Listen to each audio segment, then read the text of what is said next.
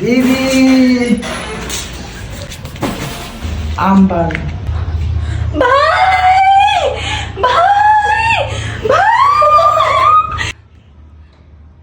धेरै गर्मी भएकै कारणले भाइ गर्मीले ढले है।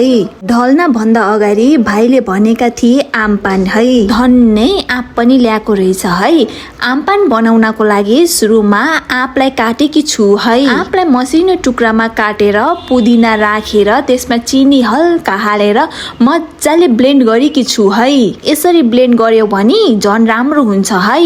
आँपको यसरी पेस्ट भएर भ्याएपछि मैले हालेकी छु पानी है। अनि हालेर भ्याएपछि त्यो मजाले घोलेकी छु है। तपाई पनि यो गर्मी याममा आमपान खानु ल।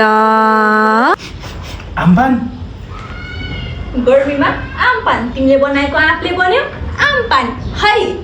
कस्तो छ? मिठो।